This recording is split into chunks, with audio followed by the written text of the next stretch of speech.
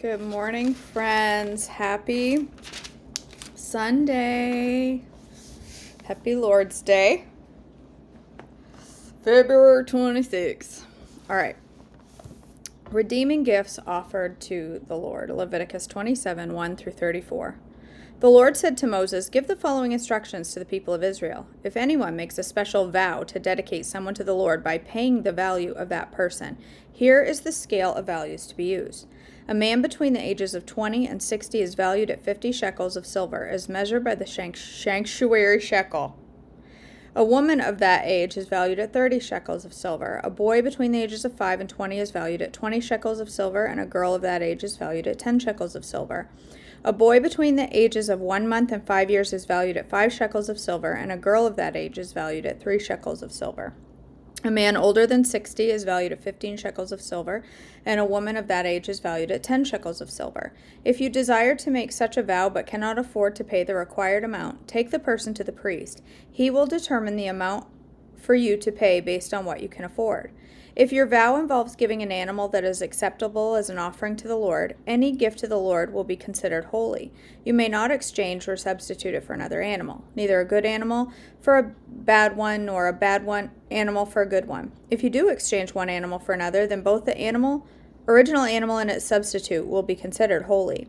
If your vow involves an unclean animal, one that is not acceptable as an offering to the Lord, then you must bring an animal to the priest. He will assess its value, and his assessment will be final, whether high or low. If you want to buy back the animal, you must pay the value set by the priest plus 20%. If someone dedicates a house to the Lord, the priest will come to assess its value. The priest's assessment will be final, whether high or low. If the person who dedicated the house wants to buy it back, he must pay the value set by the priest plus 20%. Then the house will again be his. If someone dedicates to the Lord a piece of family property, its value will be assessed according to the amount of seed required to plant it. 50 shekels of silver for a field planted with 5 bushels of barley seed. If the field is dedicated to the Lord in the year of Jubilee, then the entire assessment will apply. But if the field is dedicated after the year of Jubilee, the priest will assess the land's value in proportion of the number of years left until the next year of Jubilee. Its assessed value is reduced each year. If the person who dedicated the field wants to buy it back, he must pay the value set by the priest plus 20%. Then the field will again be legally his. But if he does not want to buy it back and it is sold to someone else, a field can no longer be bought back.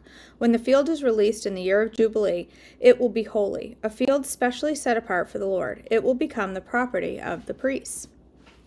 If someone dedicates to the Lord a field he has purchased, but which is not part of his family property, the priest will assess its value based on the number of years left until the next year of Jubilee. On that day, he must give the assessed value of the land as a sacred donation to the Lord. In the year of Jubilee, the field must be returned to the person from whom he purchased it, the one who inherited it as a family property. All the payments must be measured by the weight of the sanctuary shekel, which equals 20 gerah. And you may not dedicate a firstborn animal to the Lord, for the firstborn of your cattle, sheep, and goats already belongs to him. However, you may buy back the firstborn of a ceremonially unclean animal by paying the priest's assessment of its worth plus 20%. If you do not buy it back, the priest will sell it at its assessed value. However, anything specially set apart for the Lord, whether a person, an animal, or a family property, must never be sold or bought back. Anything devoted in this way has been set apart as holy, and it belongs to the Lord. No person specially set apart for destruction may be bought back. Such a person must be put to death.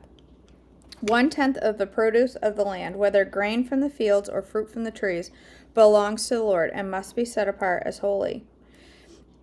If you want to buy back the Lord's 10th of the... Oh my goodness, I got something in my eye. Hold on. There we go. If you want to buy back the Lord's 10th of a grain or fruit, you must pay back its value plus 20%. Count off every 10th animal from your herds and flocks and set them apart for the Lord as holy. You may not pick and choose between good and bad animals, and you may not substitute one for another. But if you do exchange one animal for another, then both of the original animals and its substitute will be considered holy and cannot be brought back.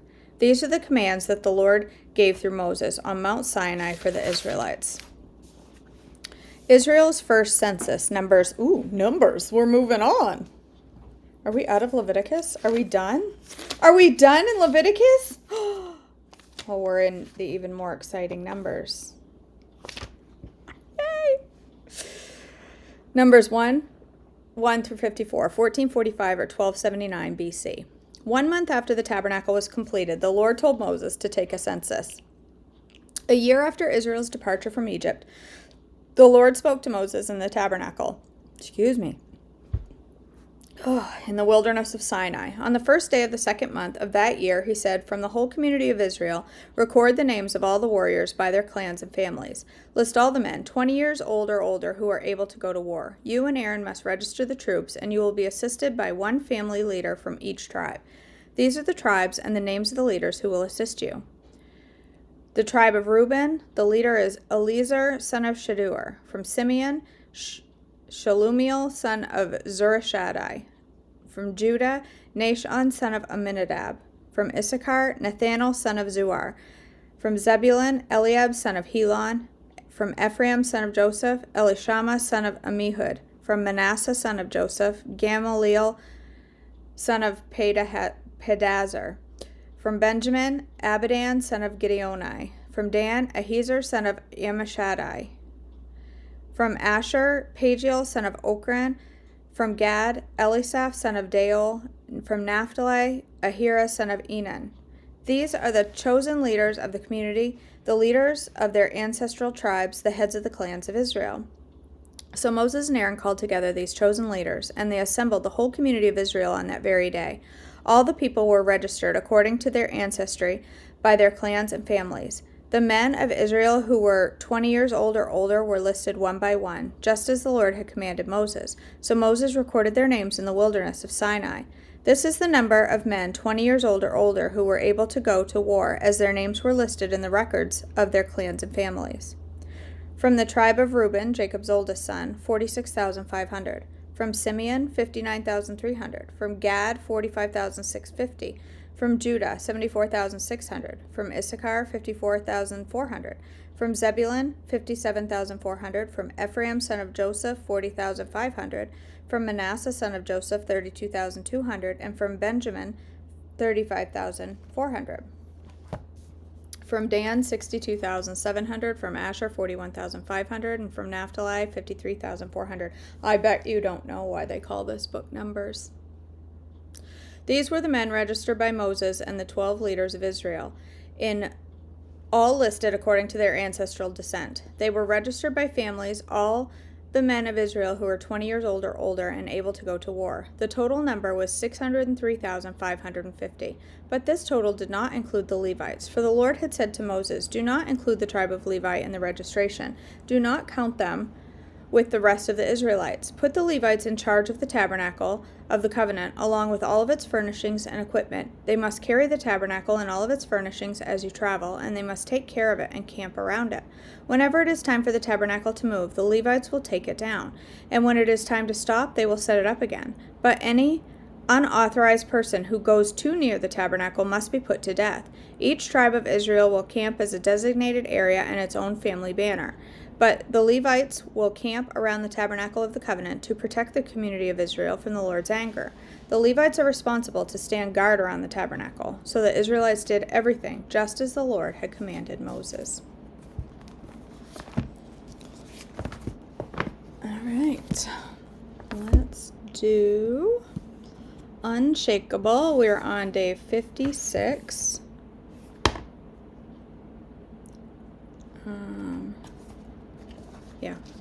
Brain cramp.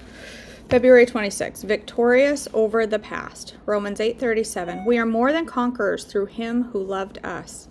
The Apostle Paul knew trouble, hardship, persecution, famine, and danger.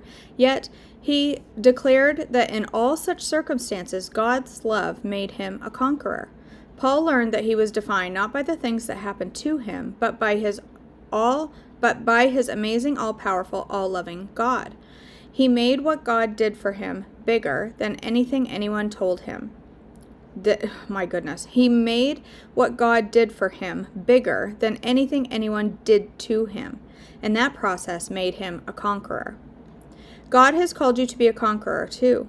He wants you to let go of the past, of the tough times, the delusionment, the emotional pain. He wants you to let Him use what you went through and redeem it. He wants to make you stronger and give others hope. He wants to increase your capacity for all of Him: compassion, wisdom, love, trust, and maturity. Let Jesus help you see that you are not defined by your past. You have a life beyond it, both here on earth and forever in His kingdom. Let this hope of a better future give you strength and courage you need to work through the pain and hurt you still deal with. Jesus is not content to let you simply survive your past. He has equipped you already to conquer it and live victoriously in the present. Jesus, thank you for redeeming my life and my experiences by making them helpful for others. Please use me to help others conquer their past and live victoriously in the present. Okay. All right, my friends. Yes, Hannah, I'm sorry for your loss.